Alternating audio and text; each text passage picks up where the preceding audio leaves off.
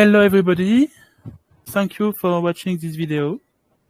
Today the topic of your little talk is going to be about China, and more specifically the best strength of the Chinese economy, and as a second question, their worst weakness of the Chinese economy. And we have to answer all our questions, Drew. Thank you for being here. And Voz and Macchiadi is going to help me to understand way better the subject, I'm sure. I'm counting on you guys because I know nothing about China economy. But I'm going to guess something. So at first, I'm going to ask everybody this question. For you, what is the strongest, the better strength, the best strength of the Chinese economy?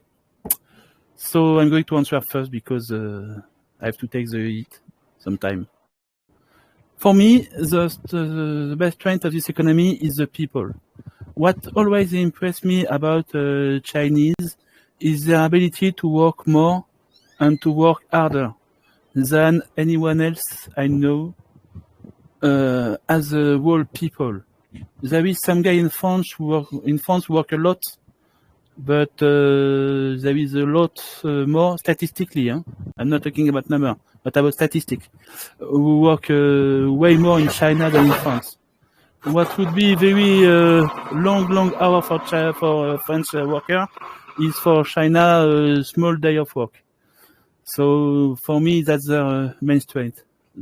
The ability to work longer and harder than us, than me at least. So, Voz, what do you think is the best strength of the Chinese economy? Can we comment on your point first? Or you are going to comment after everything. After then we'll collect. There were too many to comment. I think. We should you want to answer now? now? I just want to say something. I don't know anything about Chinese economy, but yes, I do know that China have a good intention with the world. That's all I know about China. Okay, so Drew, you wanted to answer my my idea? I think you are right to a certain extent that the Chinese in the past maybe after the 1970s to about the early 2000s, they were very hardworking simply because they saw progress. Hard work led to something, and they saw their country improve, and that allowed them to also, and they were very, very poor. So that is also a driving force for them to push forward. So when you're poor and you see that there is a chance at good life, you would want to put in the effort and be rewarded for that effort.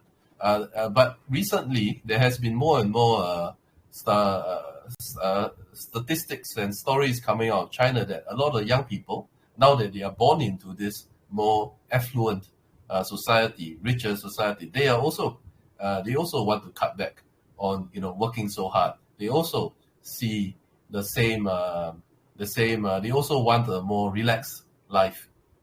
So I think this is not a Chinese thing. This is more of a developmental thing. So I was right, but just 10 years too late.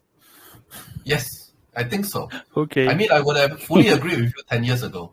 But just recently, you can see there's a lot of Chinese also, they are also not so hardworking anymore. But in general, I'm Chinese descendant, and I work very hard. But we'll see. Okay, so Voz, what do you think is the best strength of the Chinese economy? The best strength of Chinese economy. I think it's producing things. That's what China is good at. Okay. If you see, the China produce more things, but a lot more things than the collective US together. All the countries in the world together, they can't compare what China can do. Good thing or bad things, because the things I know what China is doing in Angola, they do things like what you pay is what they can do. If you pay well, you're gonna get good things. If you don't pay well, you're gonna get the median stuff. If you see like the technology, like mobile phones, if you go to Africa, you're gonna find a lot of countries in West and East Africa, they use a phone called Techno. This mobile phone is not available in Europe, but it's very, very popular in Africa. And everyone in Africa say that the phone is good. It's as good as it's Android phone. It's as good as Samsung. It's not the best, cheap and stuff, but for the price, it's good. That's what China can do for people who doesn't have a lot to give, doesn't pay enough. If you come here in UK, you're gonna see the same thing. Everyone goes something from China. They keep saying China is not good for you, but every house goes something from China. Even their fucking iPhone is American, but where is coming from? From China. Everyone. China can do things no one can. That's where the strongest thing about the economy. Okay. Drew, any comment? Yeah, I agree. My point was similar to Voss, but a little bit different. I'll cover it later. Yes. So, Makedi. I think it's very difficult to answer that question, talking about the economy, not talking about their government, right? And one of the most important points to note about their economy and their government, specifically now their government, is a question of legitimacy. So the last poll I think I saw, 93% of Chinese people, somebody correct me if I'm wrong, said they have, how can I, okay, so they believe the future is going to be bright. The words were different, right? So that is very, very important. Most importantly, because if you go to other countries, it doesn't even go past 25%. Oh, yes. So somebody was commenting about that and saying that, Chinese people are what do you call it? They're brainwashed. That's why they came there. But again, it kind of doesn't matter, because even if you're brainwashed and you believe your future will be great, that still speaks to legitimacy, and which means they believe that their government is doing a good job. If you look at the U.S. Congress, they have never gone past 21% approval rating, ever. Like, everybody thinks they're useless, right? So the fact that their government can have their people believing, call it propaganda, call it whatever, the fact that a majority of the people believe that their government is effective, that says quite a lot. Now, when it comes to the economy, a lot of people focus on GDP, and it's fine. You can focus on nominal GDP. Personally, I don't care about it, because some of the countries with the most debt, for some reason, seem to have very high GDP. Like, there's no way Spain can be anywhere close to Russia if they have $3 trillion in debt. Doesn't make any sense.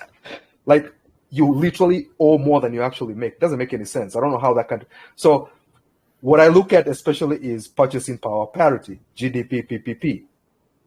And the fact that China is number one on the planet as we speak tells you quite a lot. That means they not only did they not develop their general economy, but they brought their people along with it, probably as far as they could, or even better than any other country could.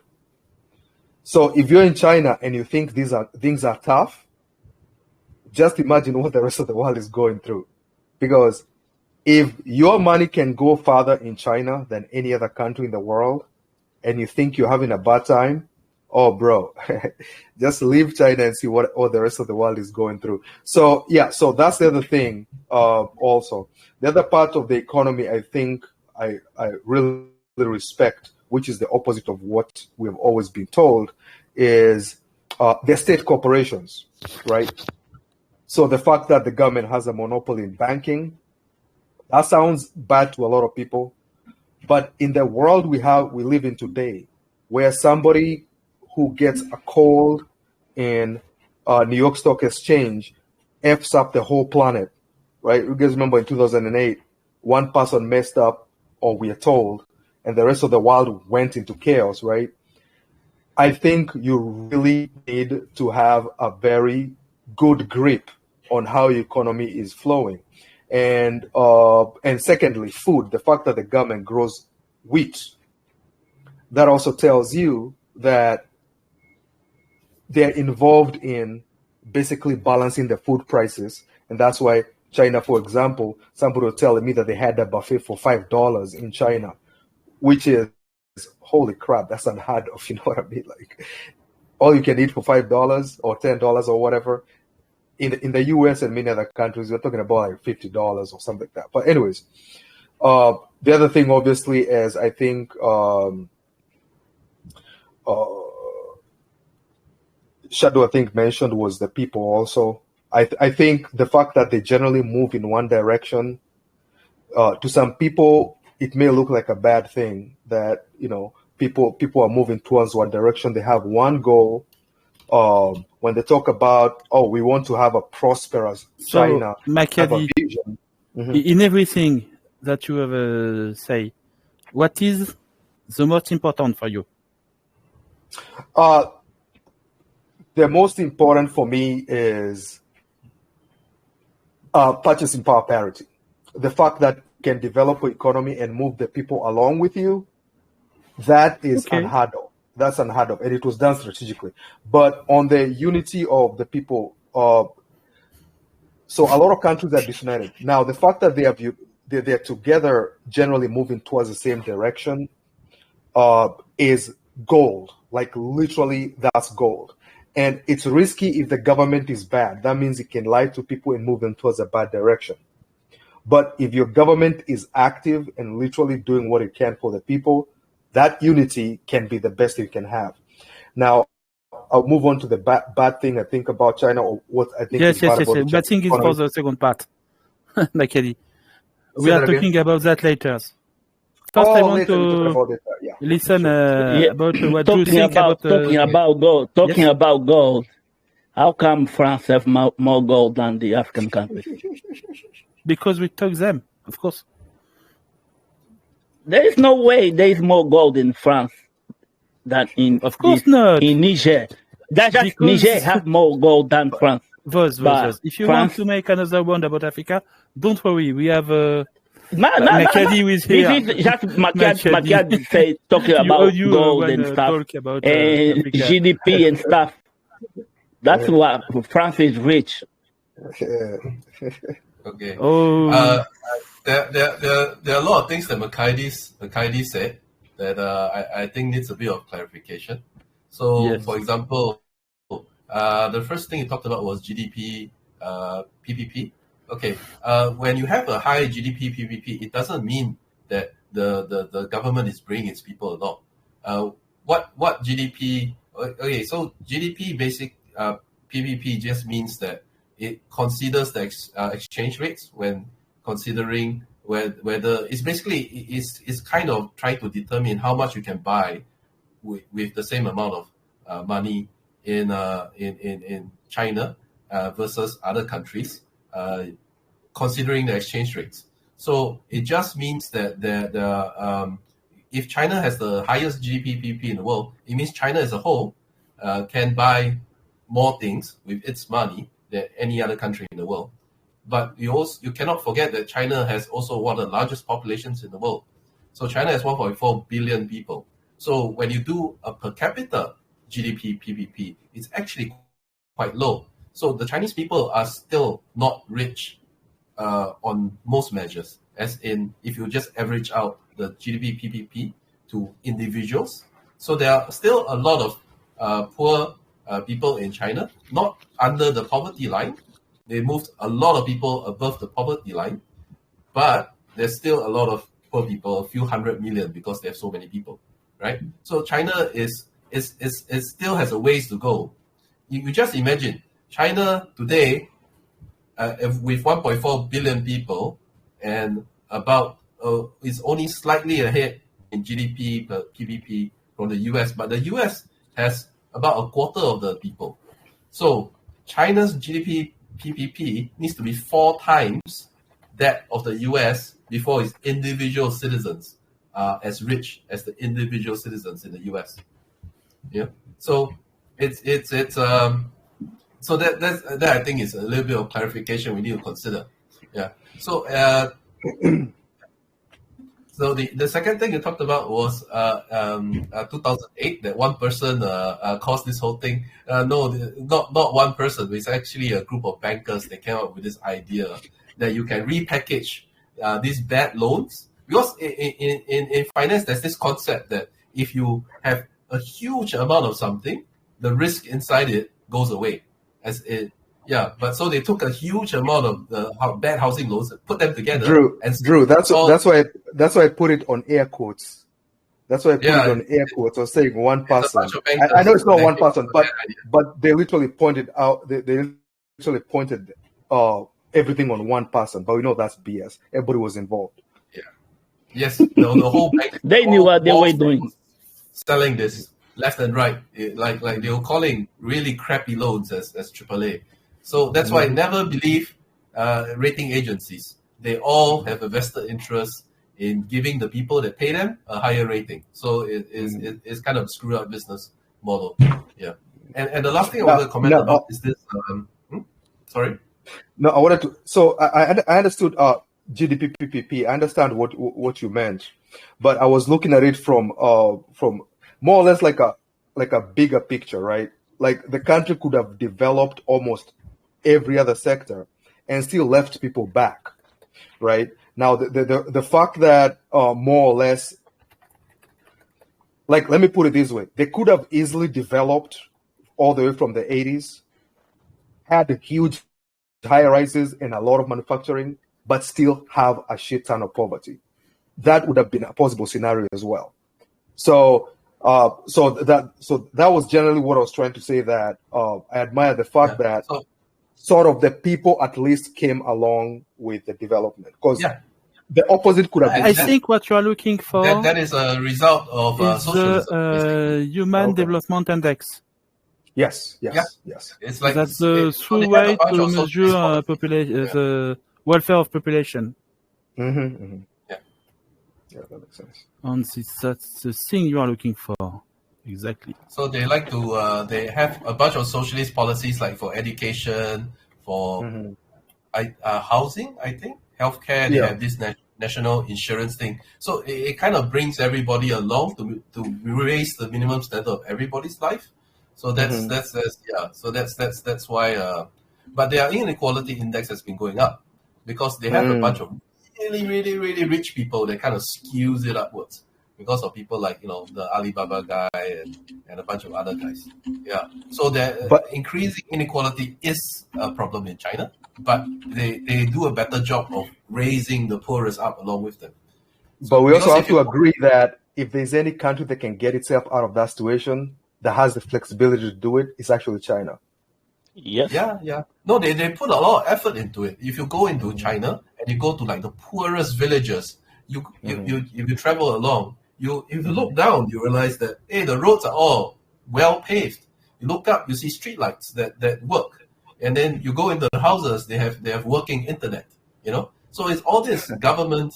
Even in the most rural parts of China, you see that it's all this. The government, its socialist policies doesn't just stop at like policy. It actually does the things that give people the ability to rise up, to get to be able to travel to jobs, be able to be productive. So I think that's what really, really is the key to bringing. It's actually interesting that one of the best thing in UK is free healthcare and the education. Yeah. If you have the socialism thing in your country gonna work. This is one of the strongest thing in China and Russia. No, China doesn't have free healthcare, and I disagree that free healthcare is a good thing, because anything that's free is going to be manipulated. People will try to play the system, right? So I'll give you I think Singapore has a very good healthcare system. Like, so I can walk into any government-run clinic, and most people live within about 10 minutes walk to any government clinic, and they have these big polyclinics. So you can book an appointment online, and you can see a doctor and get all your medicines for less than $15 per visit, anything. And then if it's a serious thing, then they'll refer you to the hospital, and if it's not a serious thing, then they give you medicines and give you some medical certificate to say you don't have to go to work. So none of it is free, but it's all affordable. And I think that's the key. They will treat you regardless of what you It's the same system in UK. If you work, yes. If you work, you have to pay. You pay, but it's not a lot, It's not a lot. You have to pay. But yeah, if you work, if you got a job, yeah, you pay. But it's not a lot. Your medication, yeah, it's affordable. In Kenya, all you have to do, and I pay for a whole bunch of people, right? All you have to do is pay like $5 a month, and you can literally go and have brain surgery for free. All you need to pay is $5 a month, and everything you can all the treatment you want. And at first, there were a lot of people and they predicted this, right? So the moment they enacted it, everybody rushed to hospital, right? And they were overwhelmed. But they had already been told, listen, the moment you enact this, everybody will rush to do a test. If you manage to brace yourself for like a period of 1 year, then you'll be fine. The good thing about that is a lot of people who didn't know they were diabetic, now they're getting help, right? And many other benefits. But I think it should be, that sort of assistance should be available to almost every country as a right. I strongly believe that. Like, I agree with you. Literally, like, it's unbelievable. Like, all this, I had my uncles who didn't know that they had high blood pressure. None of them knew until this was enacted. The amount of lives they have saved, and some people wouldn't pay. Before the system was enacted, some people were unable to afford, and the hospitals would literally lock them in the hospital, and they wouldn't allow them to leave. So you had all these people in hospital who are already fixed, but they can't leave. And the thing about it is, they will never ever pay back, because most of these people are that poor. So it's one of the things that I'm really proud of Kenya for doing, is exactly that. Even a lot of Kenyans who live in the United States, when they discover they have a disease, they fly back to Kenya for treatment. Because in the US, they can't That's a good one. They can't afford it. Same. It will be cheaper to fly back to Kenya to do it. Yeah. Yes, Kenya has a better health system than USA. Angola in communism area was the same, everything was free. As soon the communism died, that the hospital is still free in Angola.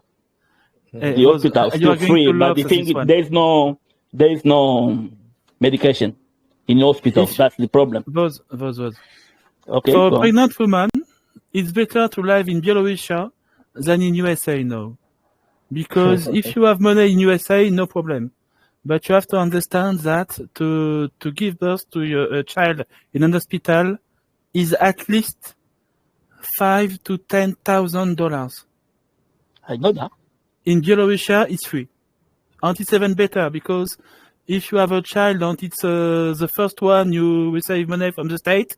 If the second one, you receive basically a house from the state. If the third one, you have basically a living God. And that blows my mind, because in the US, they are complaining about declining birth rates, because their birth rates are in trouble right now in the US, right? And I'm like, how can you complain about birth rates if women cannot afford to give birth to children? Like, you have to find a solution for that, And you have to understand that a lot of people cannot afford this money. Shadwi, they give birth of the children in their own house, and the child died. basically. So the natality death rate is higher in USA than in Belarusia. It's crazy. Shadowy, you Totally are crazy. on internet at the moment. Check how much is to call an ambulance in the United States.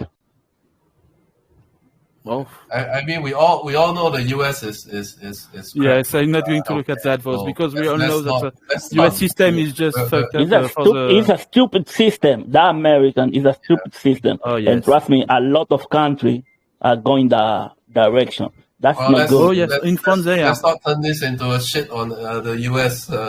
If not, we will Yes, be yes, yes. here for a few The more subject hours. is China. So there was one. They make out in the movies. In the movie, they make out is easy. Someone got shot. Call an ambulance. Call 911. It's not like that, you know. Life is not like it when you see in the movie. So please, Potter, let Drew speak, because he has a lot of things to say about Makadi. So there was one more thing that Makadi said about the moving in one direction. So the thing is, okay, a lot of people think that China is this, the Chinese government is this huge behemoth that just or Xi just decides as the emperor, and then everybody falls into line out of fear. That's totally the opposite of what's happening. The Chinese government is actually run like a business. So Xi is like the CEO. So when he needs to make a decision, he'll call in the subject matter experts. So like, for COVID, they'll call in all the medical people, and then they will go into this big boardroom, and then they will trash it out behind closed doors to come up with a policy to see what needs to be done. And only after that, which is what happens in companies too. They go into a boardroom with all the executives and some technical experts, and then they trash it out. Only after that, then after they have argued with each other and gone through a deliberation process, then they come out of the boardroom, and then they announce that, okay, this is what we're going to do. So the rest of the world only sees this announcement. They don't see the discussion inside the boardroom with all the technical experts, right? So what this allows the Chinese to do is, inside the boardroom, there's going to be a lot of people that disagree with the direction, that argue against it, that brought up points to say this, you need to consider this, you need to consider that. But then the CEO, which is Xi, will then decide, okay, this, yes, it's a problem, but on a cost-benefit analysis basis, I'm going to go with this decision because this, I think, is more important, even though I recognize your point. That's what CEOs do, right? They balance the risk and the risk and the reward of each nuance of the decision. So when they come out, then they announce. What this allows them to do is all the people that disagree, they save face. They don't have to say I disagree. They can then all fall in line and work together to fulfill the policy that was agreed on. So it's like a business. It's like a CEO goes in with a bunch of vice presidents and technical experts. Some vice presidents will argue for, some vice presidents will argue against. But when it comes out, everybody falls in line. The CEO says, do this. Okay, all the vice presidents will now work together to make sure that there's, and if you don't, then you get fired, right? Because you are not following the company's directive. Same thing in China. There have been purges in the past where some politicians who refuse to follow the line that has been agreed on, then they need to be removed. So it's run like a business, basically. So, but the misconception is that there is no discussion. There's actually a lot of discussion before the government stance, comes out. But yeah, only a person who is very ignorant would actually think that there's no discussion. Yeah, I would like to show you this this table, please. Drew, I look at Wikipedia, and they show us the percentile of the people employed by state or state company in China, and it's 28% in China, and for instance, it's Australia, it's a little higher. And the best one is Oman and Cuba. Russia is 40%. Russia is 40%, yes. Because Gazprom and so on, I think. There is a lot of state company in Russia. Actually, with Russia, but there is some very strong number. Ural Vagon Zavod. Saudi Arabia, Norway. I wasn't looking for Norway or Israel at these numbers. Hungary, Denmark, Croatia, Sweden, Latvia, Australia, and then only China. When you look at the difference between the estimate and the Chinese government, you see the one. But I think that's because there are the state employees, and that's only the state employees here, That's the and Chinese that's the government. state company employees. Okay. No, I think one is based on what is that? IEO. I think that's a different estimate. Right? ILO. Like It's who right came here. up with this estimate, you know? Public sector employee, percentile, total workforce, and the OECD. And the What's ILO, ILO? International Labour Organization, United Nations Agency. Yeah. So you see, Oh, by the way, look at the other estimates. For Armenia, it's 19 and 19, and look at the Azerbaijan is 20. You know, it's not that different. But for China, they give such a Russia, look at that. yeah. You see, all the countries they don't like, they give such a skewed view of it. You know. Okay, you're right. and are they counting military personnel as government employees? I think so. Of course, they are government employees. The question is, are they counting the company owned by the state? I think they are, because Russia, that would be just crazy. For Russia, they were. Even when they try to skew up the Chinese numbers, it doesn't go up that high. It's 20+% only. Well, and actually wouldn't expect China to have such a high number per capita because they have a huge population. I don't think it's linear that the more people you have, you necessarily have to have such a, managers will still be managers. You know what I mean? Like the head of a municipality, you have one person who governs an area with 100 million people. I mean, if you look at it in a linear perspective, then you'd expect that to have more than one person. But so I think, however, I think it's due. I think government policy would actually influence that number than actually the population. And I think what is also important is the number of companies who has been nationalized. Mm-hmm. If a country has, 20% of a company, you could count as 20% of the employees work for the state. Yeah, I wouldn't believe Really those numbers, though. Something is not right about those numbers, though. You think? Yeah. I don't know. It's not. Yeah, Australia it is doesn't look surprisingly right. high. Yeah. Yes, I don't know All why. of them. 1 in 3 people in Australia work for the government. Or for a company owned by the government. Yeah. So, it sounds like Australia is more communist or socialist than China. Yes, Doesn't that's sound strange. right. And on the lowest one, what do we have? Singapore. That's really strange. Sorry, but No, yeah, our government is not big.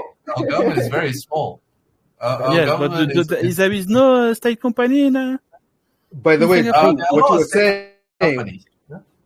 Drew, what you were So talking that's strange. about, that there's a lot of information that happens in the background. Like somebody, and this is not insulting the average person, but somebody would have to be really uninformed to think that the government that Xi Jinping just sits somewhere and just dreams and then comes out in public and makes a decision. Like it's a very complicated process. And every time anybody tells me about, Machiavelli, so we it's know that important to know, by the way, did that. 98% of the world has no idea how China works. They really don't. They really do not. If you ask them, people really don't. And usually what I refer people to, if I was like, hey, do you want to know how the Chinese government works? I tell them, go study their, it's called the organization department. It's called the organization department. Basically, it's like the backbone of China, technically. Have you heard about it? No, but the information is all online. Like the whole structure, how they do their elections, how they select people.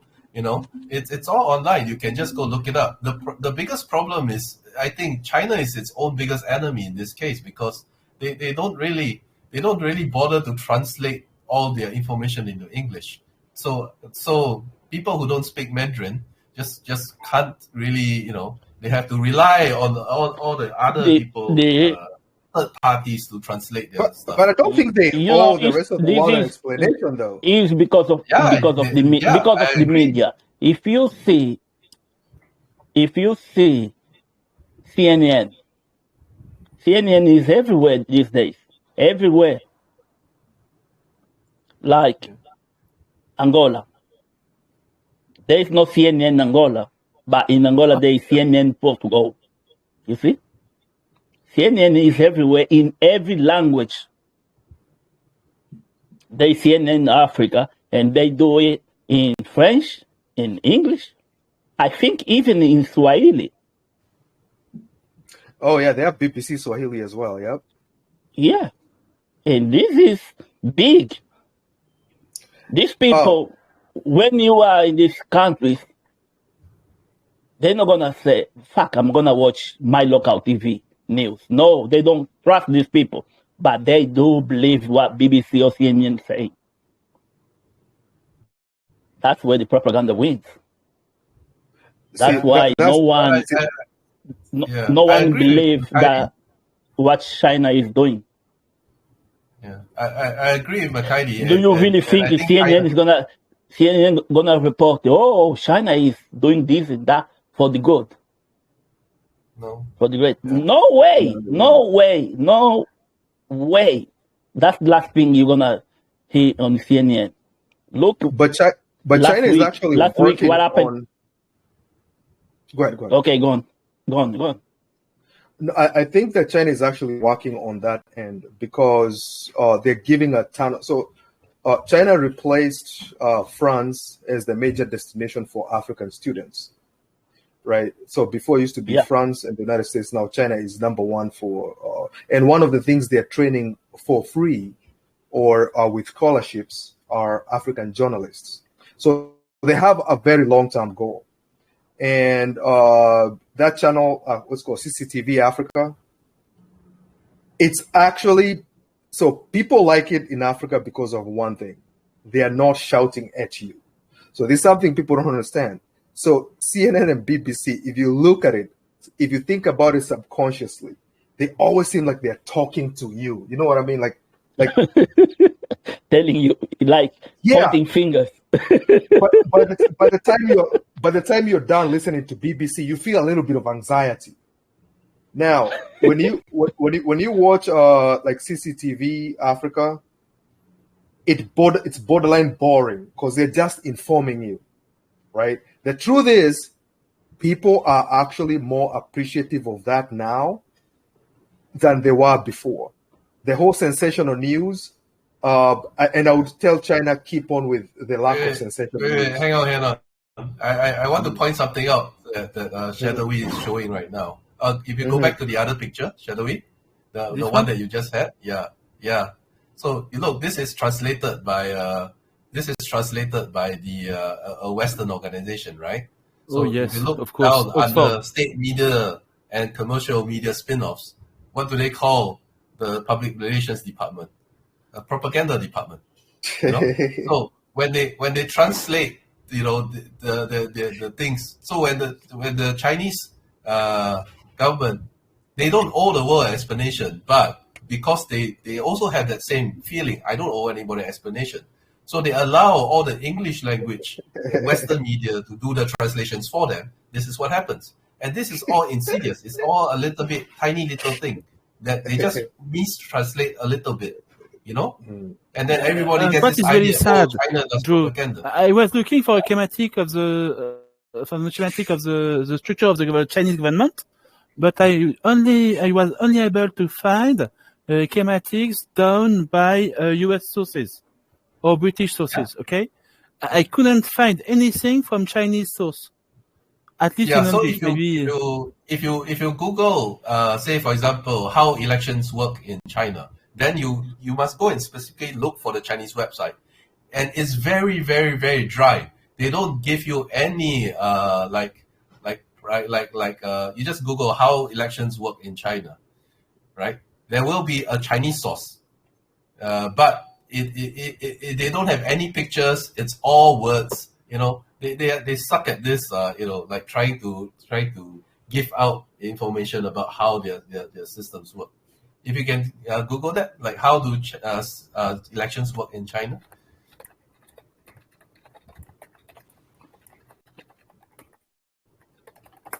And then not go for images, go for all. Go for all. Under all, yeah. Then if you see, like the second China one. Justice Observers, that's not a good one, I'm sure. YouTube, I'm not even trying. There you go. The State Council. So that one is a Chinese website. If you go into it, it'll tell you exactly how the elections work. Yeah. So if you go into it, it'll tell you exactly how the elections work. But it's very, very dry reading. So nobody bothers to go through all of this crap, right?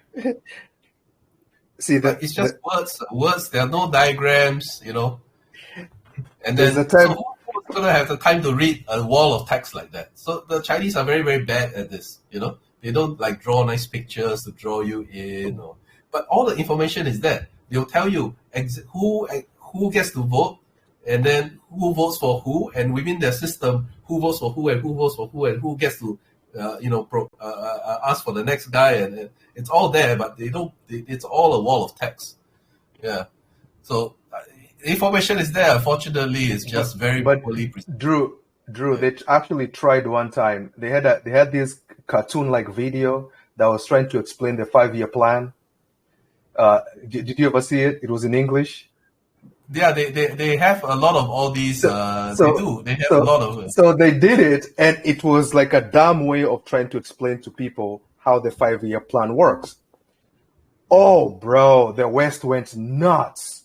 It was called a propaganda thing. It was saying that they're trying to brainwash the West and make the China look good. And literally, it was just information in a simple way. Like, I don't think the Chinese were trying to convert people into...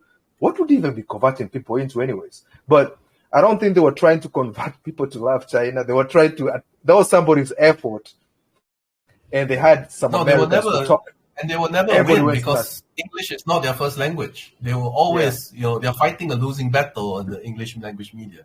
So, but they can do a better job of this. They can draw a nice diagram, structure. Yeah.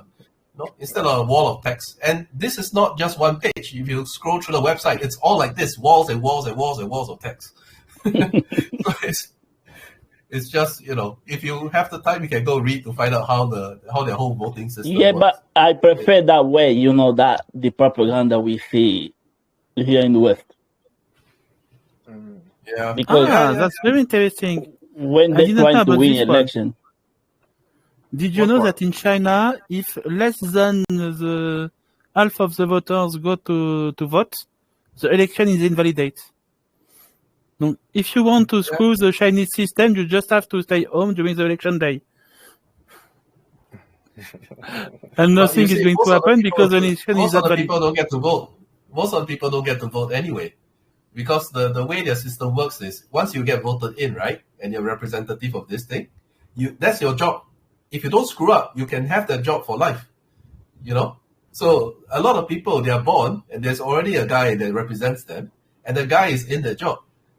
40 years later, they don't realize they have the right to vote because nobody's ever asked them to vote because the representative hasn't changed it. So it's a different way of running a democracy. It's like, as long as you don't screw up and you're doing a good job. Yes, but for the direct election at the lowest level, when they are voting for the town, the small city.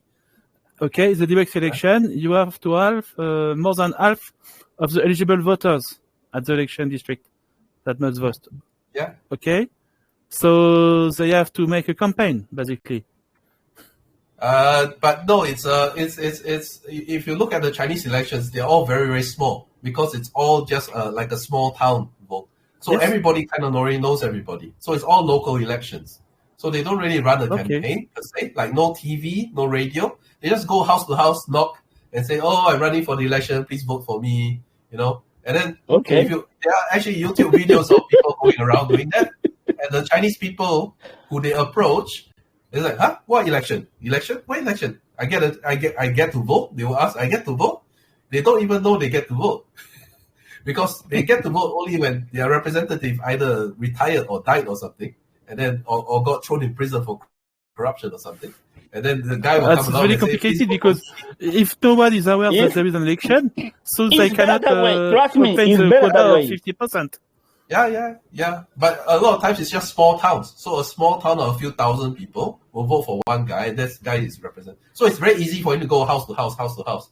They don't do like TV or radio. You have to contact everyone personally to recall them. Be careful. Next Sunday is election day. You have to come. It's better than way for a politician, because the way things run here. Yeah. None of you know your politicians, right? You see what they present to you on TV. You have no idea who he is really.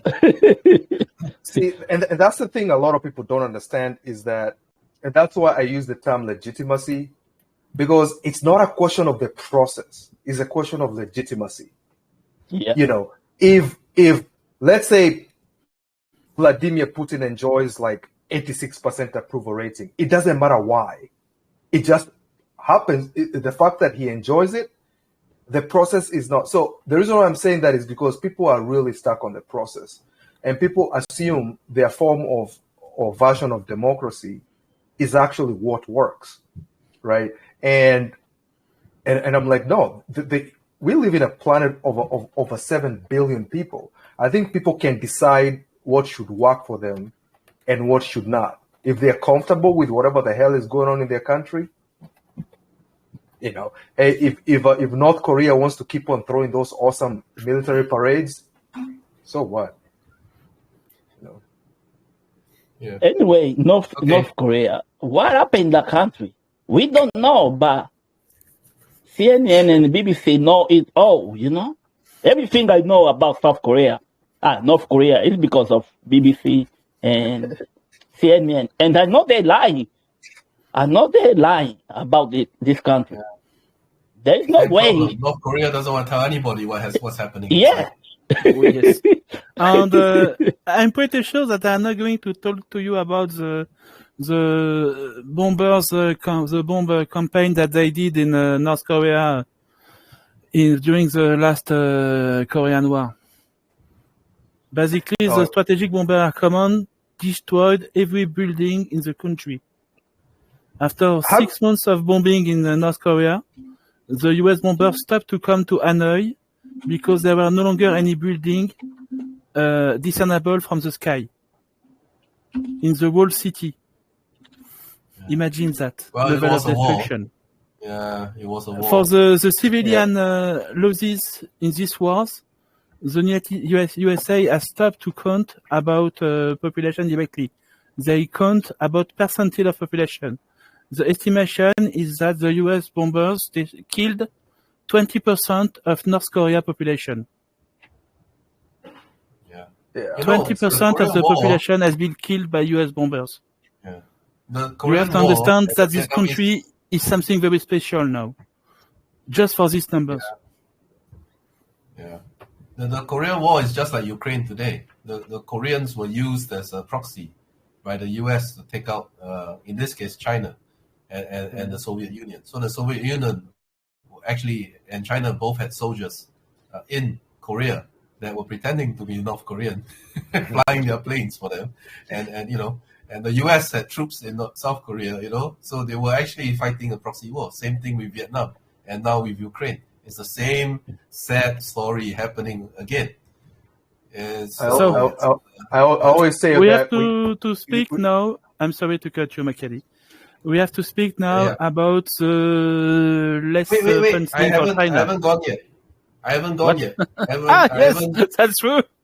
We forget. I haven't said the greatest. Okay, so I'll quickly, please. I try to keep it as short as possible. I think China's greatest strength is its supply chain, because so when I talk about supply chain, I try to explain this with an example. So my wife runs a custom print business, so I'll use that. So for example, you want to run a custom print business, so like you take a fabric and you print a nice picture on it, right?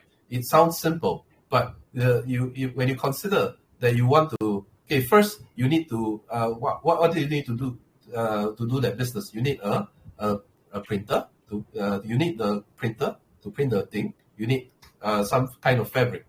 Okay, but there are like many different kinds of fabric. So there's satin, there's linen, there's silk, there's cotton, etc. So each one of these has a different production process, and each one of these requires might be a different machine, right? And the printer that can print on each one of these is also different, and there's different technology for different printing. So if you want to start a business anywhere in the world to do this kind of thing, and you want to say you need to buy all these huge machinery for the printing and then huge machinery for the fabrics, you're never going to have a viable business, because what happens today is someone that wants to run that business, they will go and then they will try to see what are the businesses that make cotton. Then I will buy from the cotton business. What are the businesses that make linen? I will buy the linen from that business.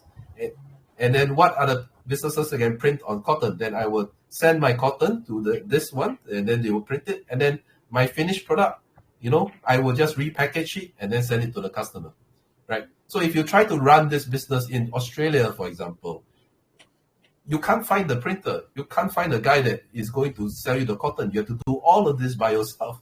And the amount of technical capital expenditure is huge. So whereas if you go to China, you can there's already an industry for cotton, producing cotton fabrics. There are like 20 firms there that do it. So you can choose. And there are 20 firms that do linen, 20 firms that do silk. So you can choose which one you want to buy from. And it will be cheaper than if you do it yourself, because you don't have the capital expenditure that you need to put in, right? So at the end of the day, what it means is you can sell to your customer at a much lower price because of the existing supply chain that's already in China.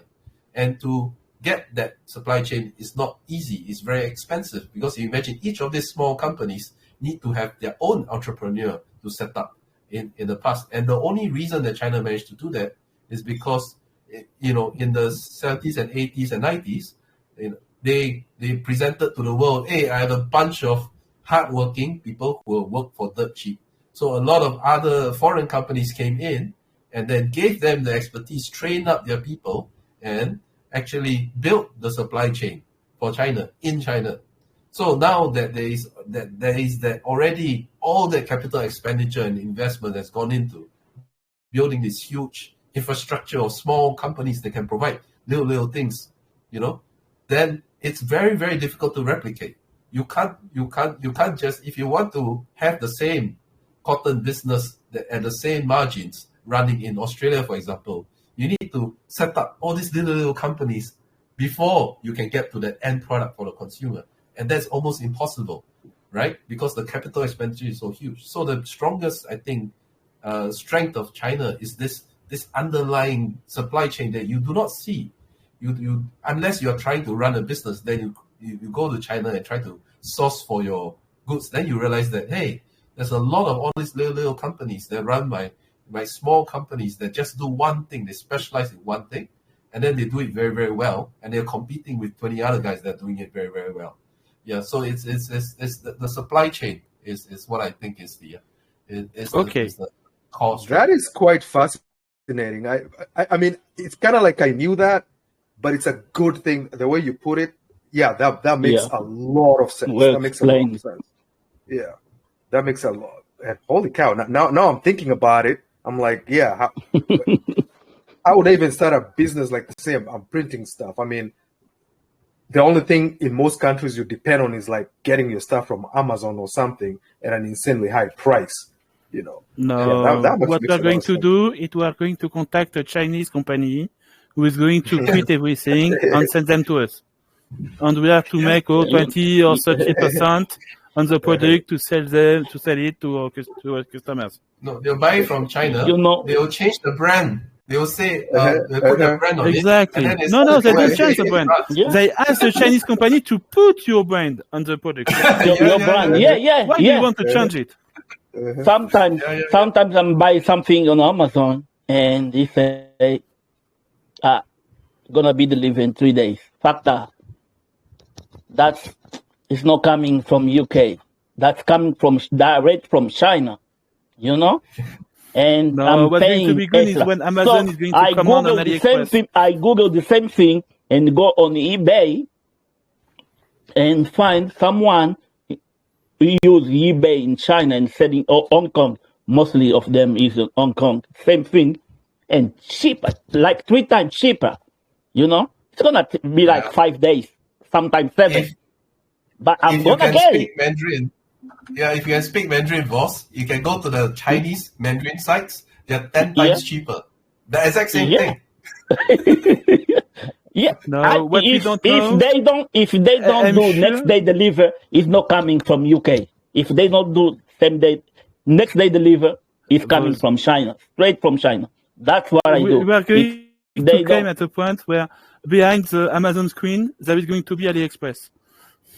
yeah, So it's this website called Taobao, Taobao. You can go Taobao.com. You can actually, it's for consumers. You can actually go there.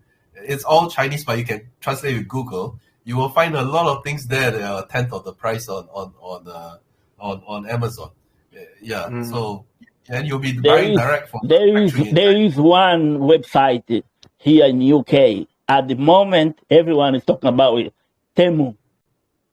Oh Yes. yeah. Everyone, I just bought something from them 2 weeks everyone ago. is talking about this website because you know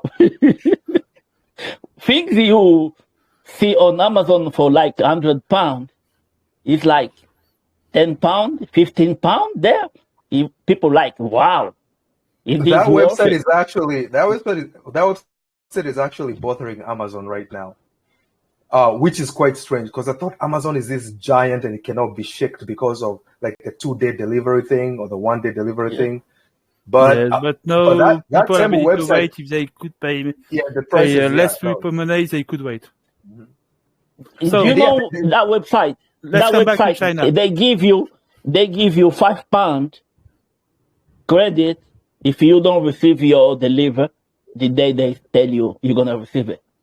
They do it. I said I'm gonna try, and I bought something from there. On Amazon was £50, 55 £55, and I bought there for £3. But because you need to pay £10, if you're shopping there, you need to buy the amount minimum is £10. So I looked for something else to make that £10, and they say I'm gonna receive that on 25th of July. I didn't receive that. I received that a day after. And they put £5 credit in my account. So next time I'm shopping, I've got £5 there. Okay, so about China, the problem of China, what is, for me at least, what I think is their greatest weakness, their worst weakness. I believe, it's a belief, of course, it's not, I know nothing about China, seriously. The main problem of China is the corruption and the nepotism. I explain myself. I think there is not enough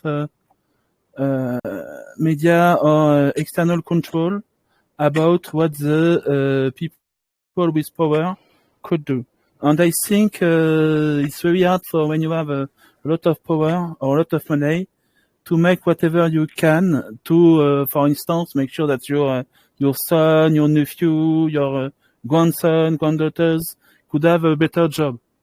So you have to put pressure on some people or to trade favor or even give money. Sometimes I think it's not directly money. It's more about trading favor to make sure that your son or grandson is going to have a easier career, you know. And I could already say that the same thing is happening in Europe too today. But it was less the thing a few years ago. That's what I think. Do? You're right in the private sector of China, because Chinese people are very family oriented. So there is a lot of nepotism and quite a high amount of corruption in the private sector in China. Like, for example, it is quite common that you have to pay a secretary to go to have a meeting with a CEO moved forward, So you bring out the secretary for lunch, and then you try to give her some small gifts to get your time with the CEO. Things like that happen quite often in China. But in the Chinese government, they actually have put in quite a few systems to try to combat corruption. One of the things that I think works very well in the Chinese political system is we discussed just now that it's all small local elections, right? So individual local places all have only one representative. So you can't actually if you're in the political system, then give a job to, for example, your childhood friend or your family member, because each area only allows one representative, and then that one representative will go on to take on more and more jobs higher up as his career progresses. So this prevents any kind of nepotism really in China. So the Chinese political system, and if you look at the results of that, is that almost zero of the children or the grandchildren of all the very powerful previous Chinese politicians are currently in the political system in China. Very, very few. There's also, I'm going to cut you to give you the example of Japan. The actual prime minister is the grandson of a prime minister by his mother and another prime minister by his father. Yeah. Oh yeah, so and you're right, Drew, about the whole thing about the political leadership. I read somewhere that the only reason why Xi Jinping was able to actually get where he is, even though the father was like a political official, was because his family was purged. So yeah, exactly. Even though he's technically what they call I think a princely or something. Princely. Even though he's one of them, they only let him go up there because his father was purged. He's the only one. He's the only princeling, and he just happens to be the one that is running the country. All the others in the Central Committee, none of them are princelings. There used to be another one, but then he was tried for corruption and kicked out. Yeah, a guy called Bao Xinglai. So. Oh yeah, I know that name. Yeah, it works quite well in that sense. And another thing that I found out that was quite interesting is that the Chinese government actually made an app for you to. So you have an app on your phone, and if you run into a corrupt official or anything, you can like record a video or send a case to the government, and then they will investigate that official. So if you if like you go and apply for your driver's license and the guy asks you for a bribe, you can actually make a case. So the numbers are a bit difficult to find, but like from about I think it's 5 years ago now, it was something like 100,000 Chinese officials actually got either fired or thrown into prison for corruption. How many? On 100,000. Like Chinese officials. 100,000. Wow. Yeah, thrown into prison. They killed them.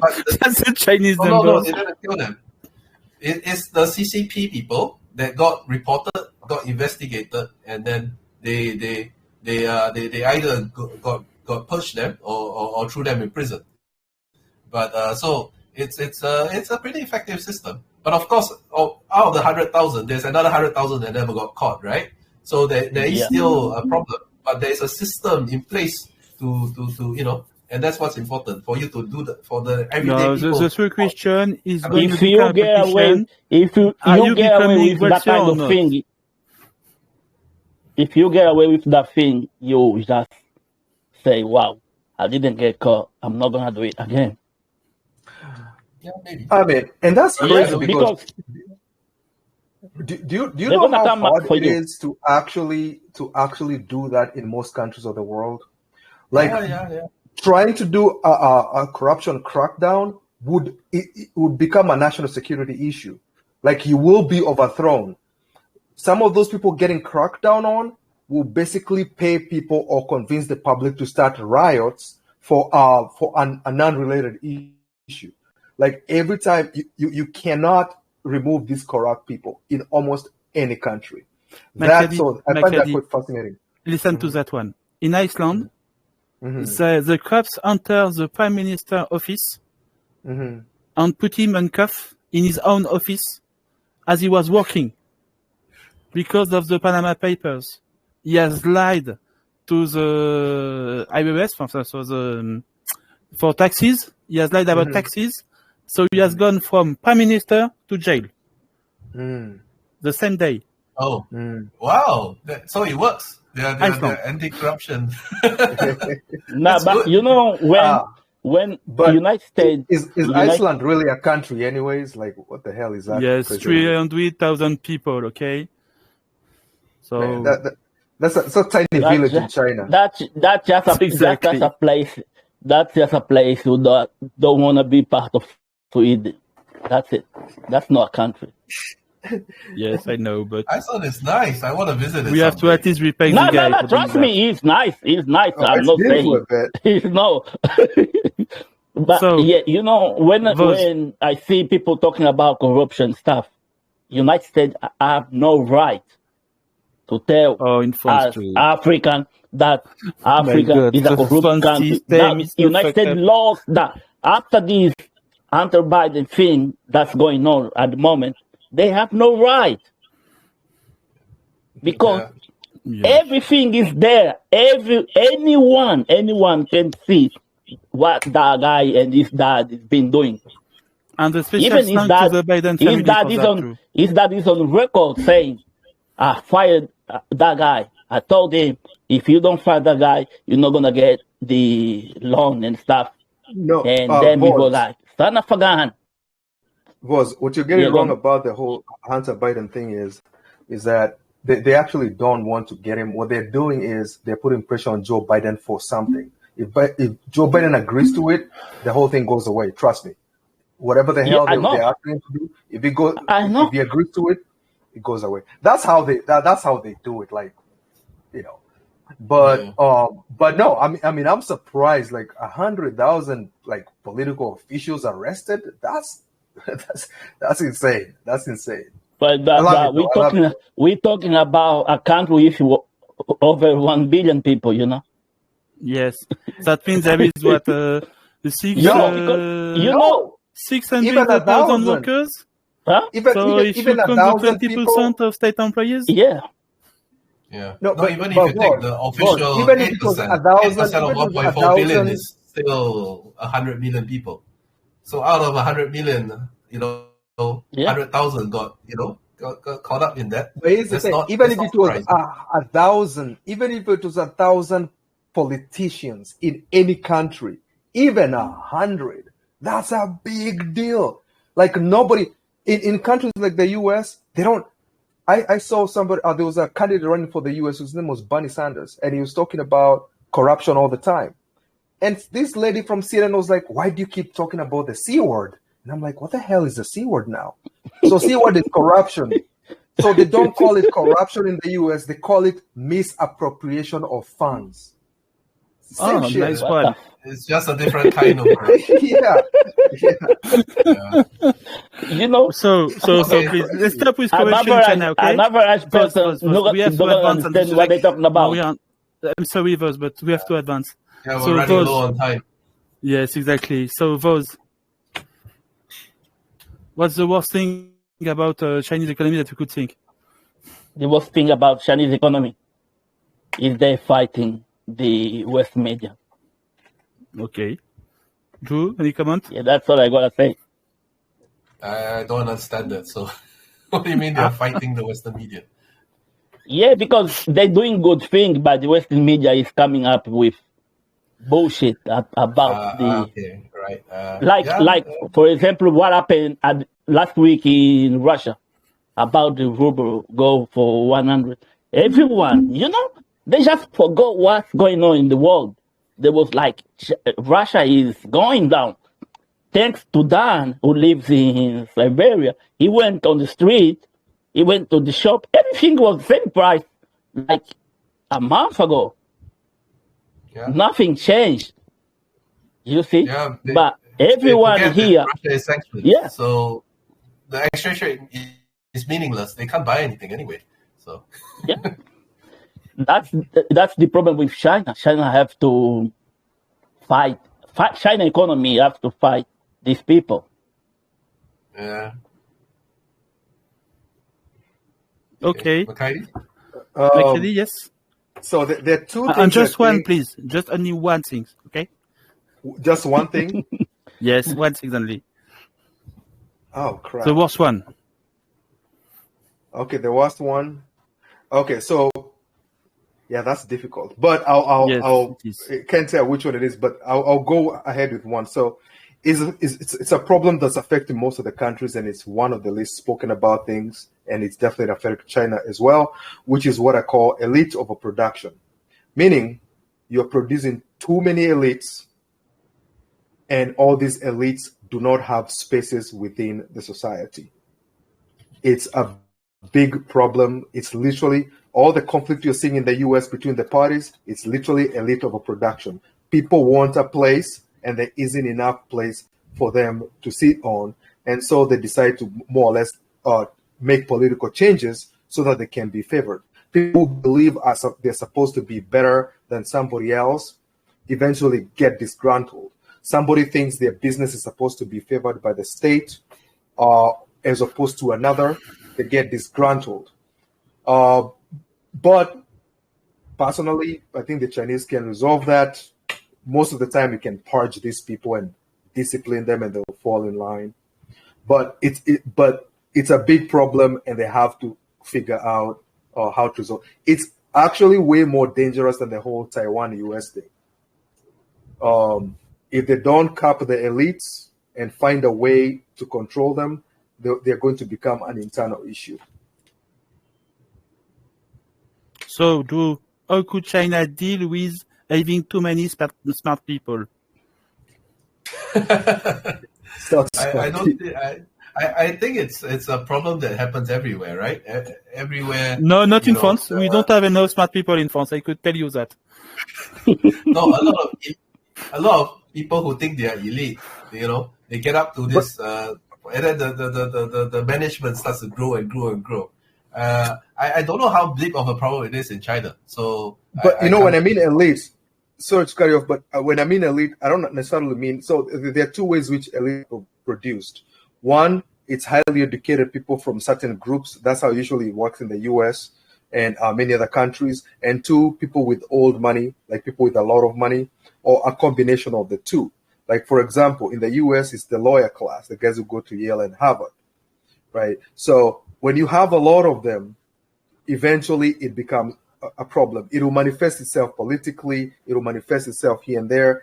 Now, I can tell you for sure, there was an article that was talking about in China that in 8 years, they have executed about 18 billionaires. I think that may sound bad, but to me, I don't care who gets executed, whether they are rich or poor.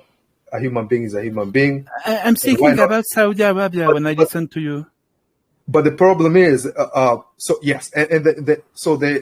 eventually these guys. Okay, how can I put it? So every country, people assume that a country is led by the leader. Everybody assumes that Vladimir Putin is the strongman of Russia and is absolute. That is not true. Even Genghis Khan was not an absolute leader. There's no such thing as that. So the leadership is made up by the elite. The elite is the one who decides whether Putin stays or goes. I know that's controversial, but in most countries, that's how it works. As long as Xi Jinping remains effective, he will stay there. Now, that elite, they're not always getting along, and there are various categories of it, obviously. So they'll have to deal with that. There's a second issue, but that one I think is actually more important because it's affecting most of the world right now. So, Drew, edit problem. Okay. So I actually have two, but I'll start with one. So one for the short and medium term, and then one for the longer term. I'll just do the short and medium term one. I think the biggest problem in the short term and medium term for China is the lack of customers. So if you see the during the COVID period, they were expecting that after they opened up, there was going to be this huge surge in demand, both overseas and internally, right? But that didn't happen. Why? Because after COVID kind of ended, because more important news like the Russian invasion came along, a lot of the West started to go into recession. So the demand from overseas didn't really turn up after the COVID restrictions ended. And internally in China, it's quite interesting because during COVID, a lot of the Chinese people, they were suffering economically as well, and they were trying to fund their lifestyle using their savings. So after COVID ended, the Chinese they have one of the highest savings rate in the world. They like to save for a rainy day. So after COVID ended, they didn't go on a spending spree. They started to save up for the next rainy day. They started to replenish the savings that they lost. So the China is facing this problem. It lacks customers now for its products, right? It doesn't. So that's what it's trying to do in the long run. It's trying to build up Africa and other developing nations so they can have customers in the future. It's trying to build up the middle class in all the other countries in the world. But that is a 30, 50-year plan. But right now, in the short and medium term, they lack customers. Yeah. So there are a few solutions for them, which is to either push more spending through government, or they can play around interest rates. They just recently this week dropped their interest rates, which is the first time in a long time. They actually lowered their interest rates by like a little bit, I think 0.15%. Yeah, but it's the fact that they did it is quite interesting. So I think that's the problem with the short and medium term. Do we have time for the long term one? Yes. If you Okay, don't so I think make it too long, yes. Yeah, just simply long term is basically their language. Like right now I'm talking about China by I'm speaking in English. You guys are in Africa and France. You guys are speaking in English as well.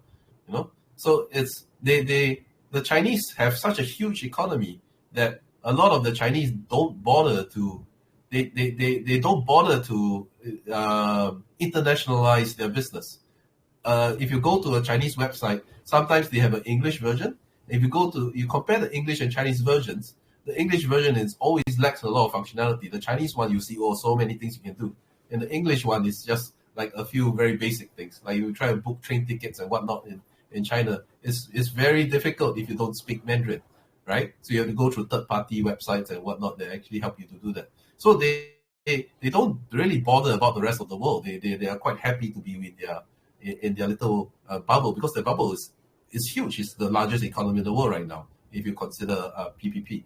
So language is a problem because Chinese is extremely difficult to learn. I studied Mandarin from primary 1 all the way through secondary school, and I failed most of the way. So even though I know this, I can only do conversational Chinese, because you have to memorize like each character, and there's no alphabet, so it's horribly difficult. So so I think this is a long-term risk. Even though people want to work with China, the language is a problem, So Okay.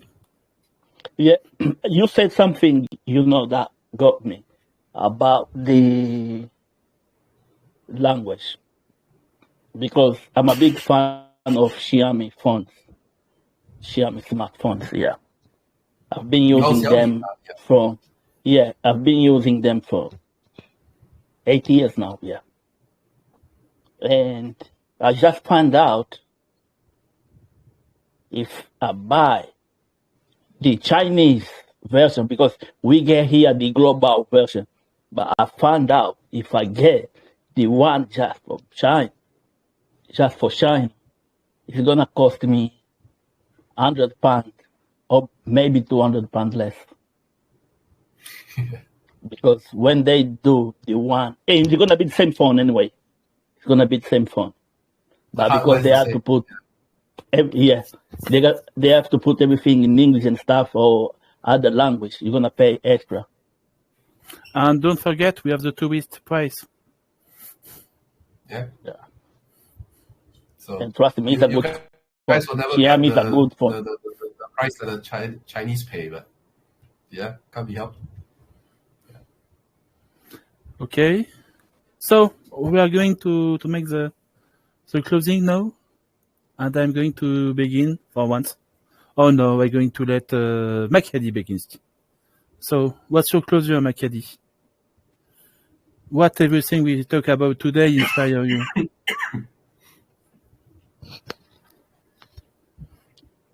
You're muted. I can't hear you, Kylie.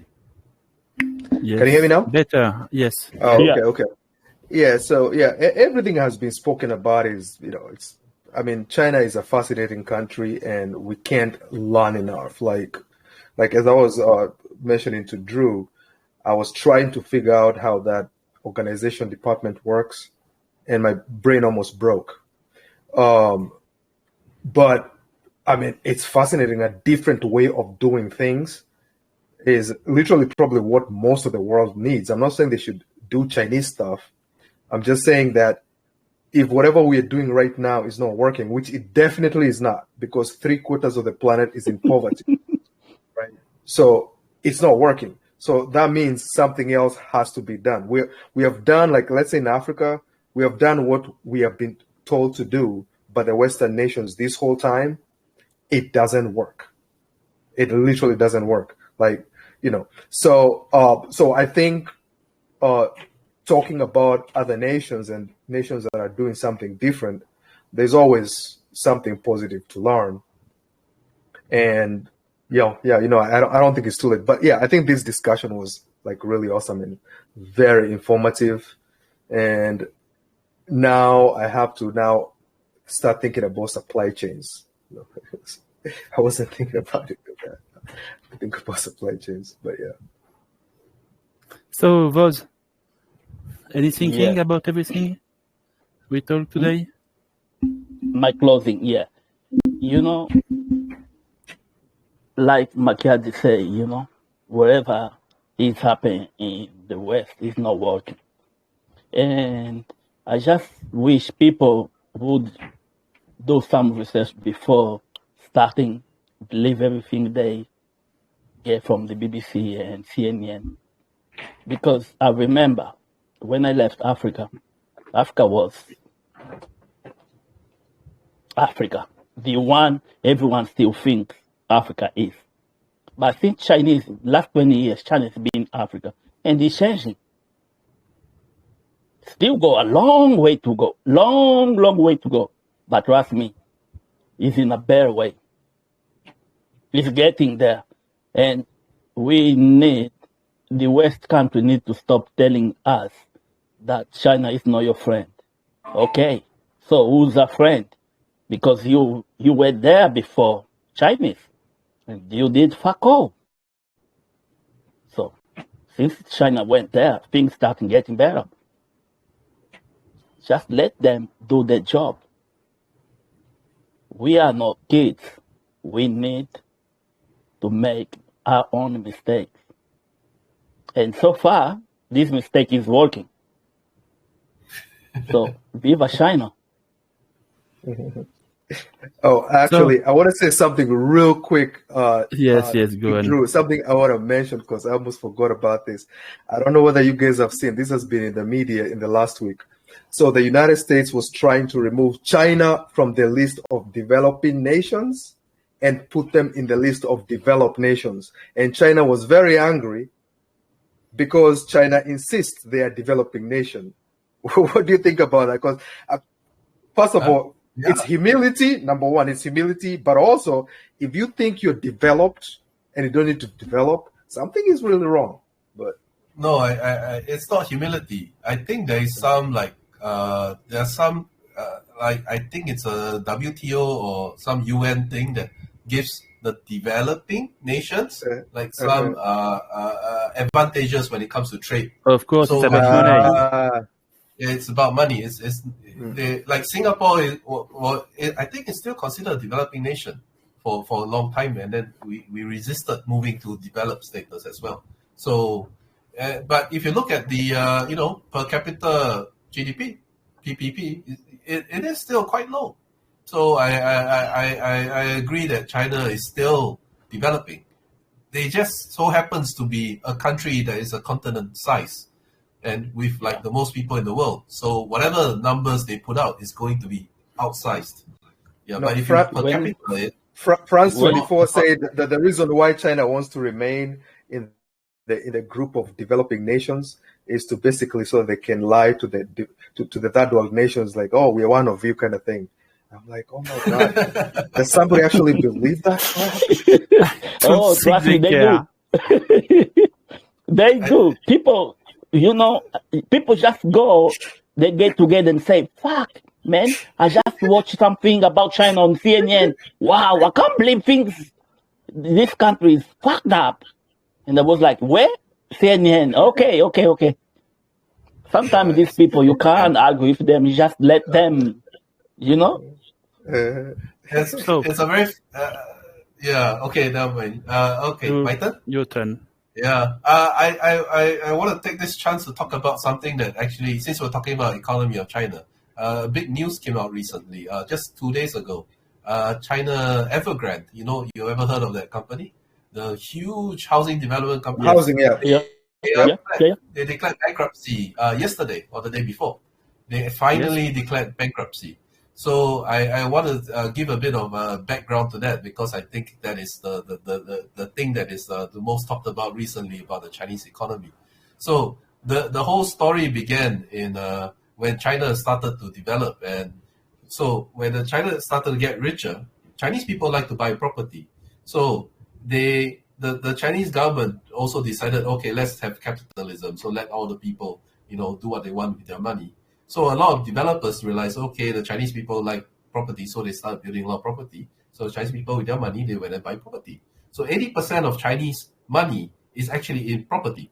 So then as more people bought more property, the prices rose, more developers built more houses, and Chinese bought more property. So it got to a point where it started getting silly, where they were building houses not for staying in. So they actually told the guys, this is not for staying in. The walls and the floors, they're going to give if you try to live in it, but it's just for you to store your wealth. So they built the thing, and then you're not allowed to move in, but then people will buy the apartments inside there, and then and so it's so that's how that started to collapse and whatnot. And then you get all these news about poor construction things in China. But yeah, so it got a point where it got silly. So what the Chinese government did was it says, okay, enough of this nonsense. They started to put in what they call property cooling measures. So they increase they reduce the amount of loan you can take. They increase the amount of restrictions of amount of mostly bank loan related, or you can only own so many homes or something like that. I don't know exactly the number of restrictions. So that put a stop to a lot of all these developers suddenly building condos everywhere. So a lot of the smaller condo developing developers actually all collapsed after a while. So then you started to hear, oh, the Chinese housing market is collapsing. That is actually true, because the government actually put a stop to it. But what they didn't do was they didn't stamp out the whole economy. They kind of stepped on the bubble to release the air, and then they let go a bit, and they stepped on it again, release more air. So the biggest company, one of the biggest companies in trouble is called China Evergrande, which recently just declared bankruptcy. And they didn't declare bankruptcy because of it's collapsing. It is collapsing, but from 5 years ago, it started collapsing, and then the Chinese government stepped in, make sure that they finished a bunch of the housing developments that they said they were going to build, and then slowly, as they completed the projects and whatnot, and now they finally decided, okay, now is the time for it to slowly collapse, because they need to unwind all these property companies and make sure that there isn't a big contagion to the rest of the economy. So basically, they make sure there was no lasting problem if they shut it down immediately. So they make sure that it's done very slowly to clear everything. Okay. So more or less Fair what is called Slowly controlled demolition. Controlled demolition. Yes, exactly. Controlled demolition over a few years. So we don't know whether, so now that it is ready to, like not a lot of people get hurt from this, then they declare bankruptcy protection, and then maybe then they will try to restructure the company again. Maybe in 10 years' time, you'll get a new China Evergrande and whatnot. So Drew, it's not an issue that could have been solved with the bailouts? No. That's the thing. If they build it out, then you're actually saving a bad company, right? This is a bad company because it was built based on unrealistic demand. So the rest of the world will bail them out, right? Like literally any other part of the world will bail them out. So they kind of did. I agree with you. They so the investors all got burnt, but they didn't lose all of their money, right? So the company also needed to go, and all the employees get burnt. But it's a slow process of getting rid of it, rather than just say, okay, you continue to do what you want to do using the taxpayers' money. I think that's bullshit. Yeah. So I think it's the right approach. You try to control the fallout. Yeah. That's why I keep saying, like, the flexibility that they have in resolving problems is just amazing. Like, for real. Like, we're going to stop now by my closure. Sorry, but it's time. So I'm just going to say that I was really happy to have this talk with you, and especially you. Thank you to accept my invitation here to speak about Chinese economy.